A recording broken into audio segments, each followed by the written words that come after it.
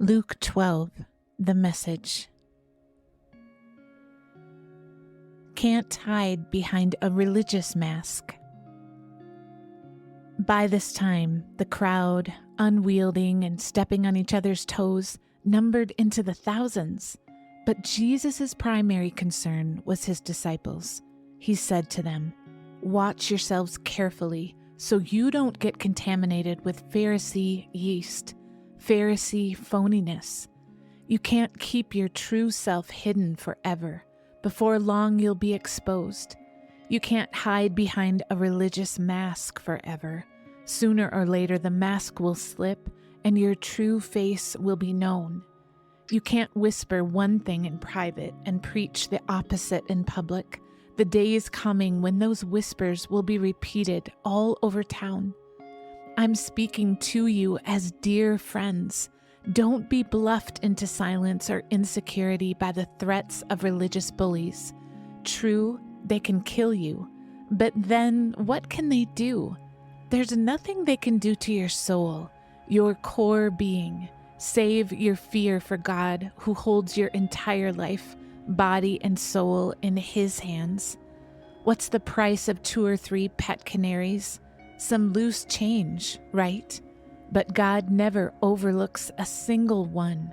He pays even greater attention to you, down to the last detail, even numbering the hairs on your head.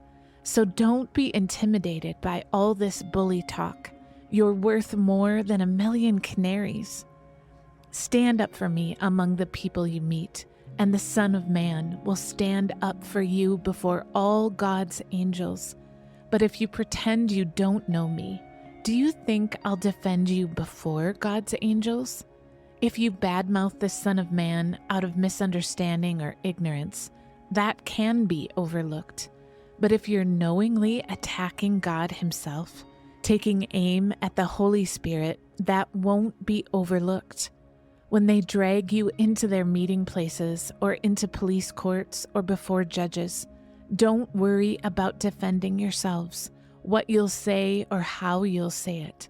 The right words will be there. The Holy Spirit will give you the right words when the time comes. The story of the greedy farmer. Someone out of the crowd said, "Teacher, order my brother to give me a fair share of the family inheritance." He replied, "Mister, what makes you think it's any of my business to be a judge or mediator for you?" Speaking to the people, he went on, "Take care. Protect yourself against the least bit of greed. Life is not defined by what you have, even what you have a lot." Then he told them this story. The farm of a certain rich man produced a terrific crop. He said to himself, "What can I do? My barn isn't big enough for this harvest." Then he said, "Here's what I'll do. I'll tear down my barns and build bigger ones. Then I'll gather in all my grain and goods, and I'll say to myself, 'Self, you've done well. You've got it made and can now retire. Take it easy and have the time of your life.' Just then God showed up and said, 'Fool, tonight you die, and your barn full of goods, who gets it?' That's what happens when you fill your barn with self and not with God. Steep yourself in God reality." He continued this subject with his disciples. Don't fuss about what's on the table at meal times or if the clothes in your closet aren't in fashion. There is far more to your inner life than the food you put in your stomach, more to your outer appearance than the clothes that hang on your body. Look at the ravens, free and unfettered, not tied down to a job description, carefree in the care of God. And you count far more. Has anyone, by fussing before the mirror, ever gotten taller by so much as an inch? If fussing can't even do that, why fuss at all? Walk into the fields and look at the wild flowers. They don't fuss with their appearance, but have you ever seen color and design quite like it? The 10 best dressed men and women in the country look shabby alongside them. If God gives such attention to the wildflowers, most of them never even seen, don't you think He'll attend to you, take pride in you, do His best for you? What I'm trying to do here is to get you to relax, not be so preoccupied with getting, so you can respond to God's giving. People who don't know God and the way He works fuss over these things, but you know both God and how He works. Steep yourself in God reality, God initiative, God provisions. You'll find all your everyday human concerns will be met. Don't be afraid of missing out. You're my dearest friends. The Father wants to give you the very kingdom itself. Be generous. Give to the poor. Get yourselves a bank that can't go bankrupt, a bank in heaven far from bank robbers, safe from embezzlers, a bank you can bank on. It's obvious, isn't it?